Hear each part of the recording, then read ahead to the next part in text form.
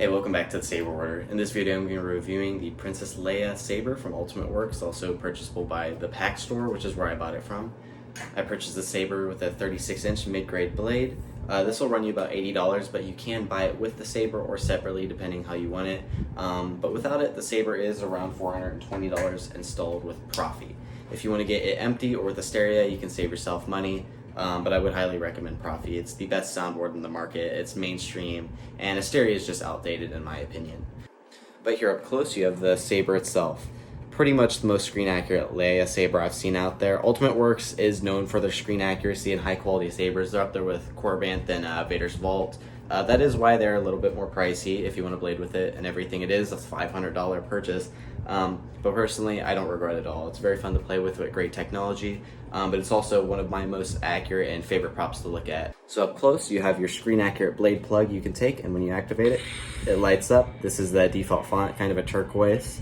Then you have your skinny neck with your, I guess, brushed aluminum accents. Your button right here, which actually has a little sticker over it that is put on, but I mean, after the years I've had the Saber, it has not worn off. It's great condition. You have your auxiliary button right here and auxiliary button right here. You can choose which one switches fonts and which one activates by the way your battery is oriented. Then you have your grip right here. I love the kind of brushed finish with the polished kind of grips around it. And over here you have your two-piece pommel, which is where you get your speaker and prof unit pulled out.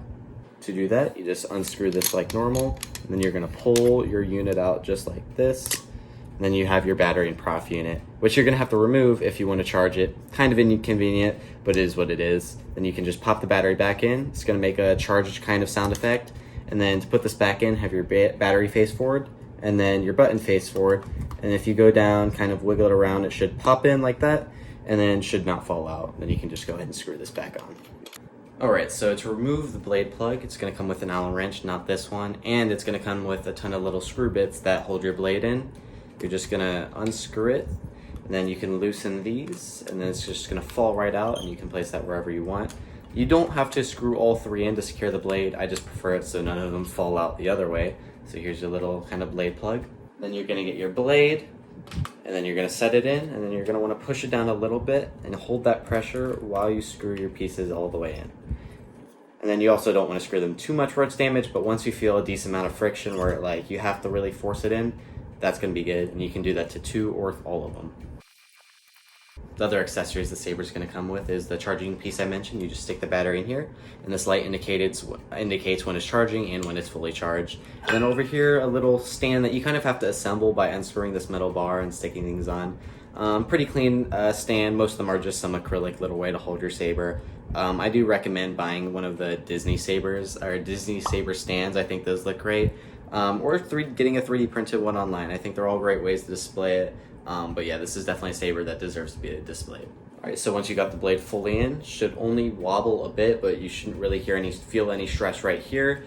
And even with the skinny neck, it's very strong, so I'm never worried about the blade flying out or anything happening to the Saber. And now all you have to do is press the button, and boom, it's fully activated. So unfortunately, with the commands you can do here, I think there is only one way to get the volume where it is, but I do kind of like the volume here. It's not too loud, but not overly quiet. And then if you want to do the blaster effect, you hit your auxiliary button, which in my case is going to be left of the activation. And that's going to do a little clash effect. And if you want to do a holding clash effect, you're going to hold that button down and then clash the Saber, and it's going to go all flashing different colors. And of course you can deactivate it by pressing the main button or this button on the other side of your auxiliary. Alright, so now we have the blade installed. You can go over all the effects. There's basic blaster effects, flash and clash, and tip drag that pretty much every Saber has. And then the color changes on this one actually requires 2 buttons since it's a 2-button setup. So you're going to hold down the auxiliary and then the main button. It's going to make a little noise, then you can twist around for any color. It's not going to save when you go back to it, unlike Neopixel, but all the colors you can change if you want to program. My main gripe with this one though is pretty much it does not come super loaded stock. There's only 8 fonts. None of them are character fonts. The few that are ones they added on here, but you do have to program the Saber a lot if you want to use it. Alright, so now that the lights are off, I'm going to go through all the fonts. I think there's only 10 of them. The big thing about these are really the blade styles. The custom, I guess, fonts that come with them are not super character fonts. They're just the very standard, like teensy fonts or Ascension fonts that you'll get on kind of the in-between fonts. So we'll start, I guess, with the battery font. Not all sabers have this. It's mostly proffies, but this just tells you where the battery level is. It's at the end, it's full. If it's around the middle, then, you have a little bit before it dies. Though I will say the battery life on these do not last long. Like, I could probably mess with this thing for an hour before it dies. And it does take quite a bit to charge. So if you don't use it too much, you don't have to charge it all the time, but I will mention that. And here we have the Leia font. This is the very base font. It actually fortunately has the Leia sound on it that I added. I did that on accident. But it is a turquoise that most Leia fonts do add. I don't know if that's screen accurate. I'm pretty sure it's just a regular blue, which I will show next. So here's the regular blue font. I have it as Darth Maul's because I did not program any of these. In the color change option, when you press both buttons and then you press the blade. Next you have the flame blade, which is probably one of the highlights of the saber, because I will say, when it comes stock, not preloaded with anything. So you're going to want to know how to program if you're going to buy a saber like this or have someone do it for you. You can send it to some people who install and they'll actually do it for not too expensive of a charge. Next you also have a blue one, and I failed to show the auxiliary, but it pretty much just puts a white dot through the middle. One of the cool things about this font is when you deactivate it, it goes up. It's the same with the red font. Here's an Ascension font. This is the actual stock untouched font. It's a basic green. You do come with pretty much all the regular colors, red, yellow, and all of that. Here you got a yellow, kind of unstable, I guess, cracked font, or at least that's what Neopixel labels these kind of strobe fonts as.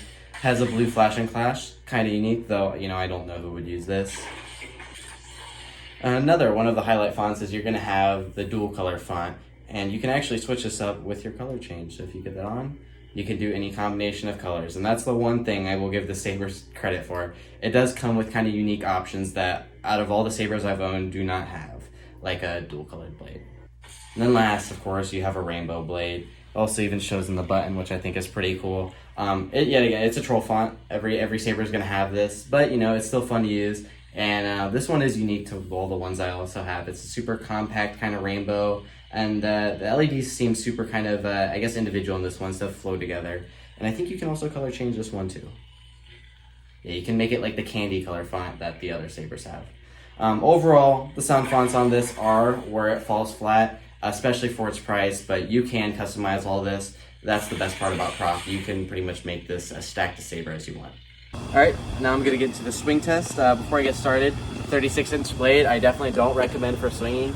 I'd say it's accurate to the movie, but it's kind of a pain to swing around. It's not very good, especially if you're not tall. But the mid-grade blade is a lot lighter and makes it kind of smooth to swing around.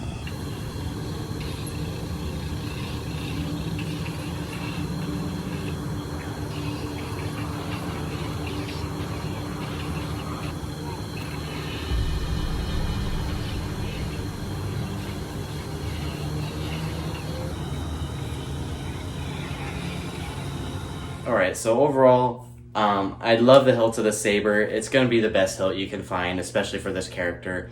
But buying from Ultimate Works, you're always going to get the most high quality product.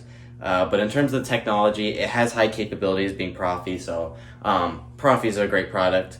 But the saber does not come stock super crazy. The audio is fairly low. There is an ability to mute. That's if you double tap the button before you ignite. And it's alright, but it is super quiet, which I kind of prefer, but it's even too quiet for me. For the fonts though, there's 10 fonts and they have a crazy amount of color combos and everything. So I'll give them props for that, but they didn't custom load any character fonts on them. And the ones that are installed are just the most basic fonts you can find. The color switch is cool though on some of them, and the rainbow font's obviously going to be on there.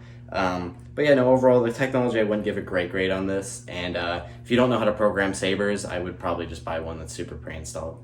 When buying this is definitely just going to be a functional prop for you. It turns on, and even it's fun to turn on even when there's no blade in it, because it has a super cool emitter piece, and the smooth swing's great and accurate as you'd expect from this.